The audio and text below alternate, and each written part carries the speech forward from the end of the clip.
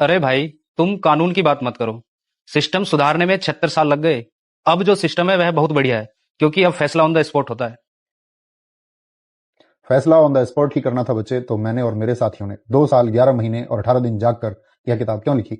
26 नवंबर 1949 को इसे लोकतंत्र का रक्षक क्यों बताया? पर बाबा साहब, वो वक्त अलग था। आज हमें संविधान से ज्यादा समाधान चाहिए। माफ करना, पर आपकी ये किताब कमजोर पड़ गई है, क्योंकि अपराधी छूट जाते हैं और गरीब तारीखों में पिस जाते हैं। संविधान कभी कमजोर नहीं हो सकता बच्चे, उसे चलाने वाले कमजोर या बेईमान हो सकते हैं। मैंने चेतावनी दी थी, संविधान चाहे कितना भी अच्छा क्यों ना हो, अगर उसे लागू करने वाले लोग बुरे होंगे तो वह अंततः बुरा साबित होगा। आज तुम जिस गुस्से में हो वो गुस्सा व्यवस्था के खिलाफ होना चाहिए था, लेकिन तुम्हें एक दूसरे के खिलाफ लड़वा दिया गया है। कोई नहीं लड़वा रहा, हम जाग गए हैं। हमें बताया जा रहा है कि हमारा धर्म खतरे में है, हमारी पहचान खतरे में है। खतरे में धर्म नहीं, खतरे में तुम्हारा विवेक है। मैंने सपना देखा था हम भारत के लोग, we the people of India का, लेकिन आज कहीं हिंदू है, कहीं मुस्लिम, तो कहीं दलित है।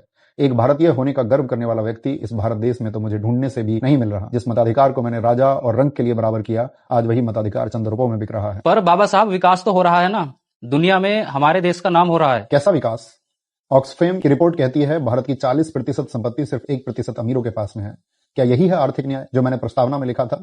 जब गरीब अस्पताल की चौखट पर दम तोड़ दे और अमीर पैसों के दम पर कानून बदलवा ले, तो समझ लेना उस दिन संविधान के एक पन्ने की हत्या हुई है। लेकिन लोग कहते हैं संविधान में विदेशी सोच है। यह तरक्की के बीच आ रहा है। विदेशी सोच?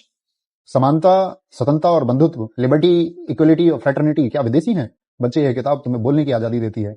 आज तुम सरकार, सिस्टम, यहां तक कि मुझे भी गाली दे सकते हो। यह हक तुम्हें इसी किताब ने दिया है। जिस दिन इस किताब की अहमियत खत्म हो गई, उस दिन तुम्हारी आवाज सिर्फ एक चीख बनकर रह जाएगी। पर आजकल सवाल पूछने और अधिकारों की बात करने पर तो देशद्रोही बोल दिया जाता है। यही तो दुर्भाग्य है। लोकतंत्र की इमारत 4 स्तंभों पर टिकी थी। पहली विधायिका संसद, जहां अब बहस नहीं सिर्फ शोर होता है। दूसरी कार्यपालिका, पुलिस और अधिकारी जिन्हें संविधान की रक्षा करनी थी पर वो सत्ता की रक्षा कर रहे हैं। तीसरी न्यायपालिका, कोर्ट, जिसे व्यवस्था और दुर्व्यवहार के खिलाफ बोलना चाहिए पर वो अक्सर खामोश रहती है। और चौथा स्तंभ, मीडिया, जिसे सरकार का आईना बनना था लेकिन वो सरकार का भोपू बन गया है। इस देश का मीडिया इस कदर चाटुकार बन गया है कि उसने मानवता को शर्मसार कर दिया है। बच्चे, मेरी बात याद रखना, भक्ति धर्म में मोक्ष का मार्ग हो सकती है, लेकिन राजनीति में भक्ति तानाशाही का मार्ग है। बाबा साहब, आज मेरा भ्रम टूट गया। मुझे साफ दिख रहा है, असली खतरा संविधान को नहीं, हमारी सोच को है। यह लड़ाई किसी पार्टी के खिलाफ नहीं, अपने अधिकार और वजूद बचाने के खिलाफ है।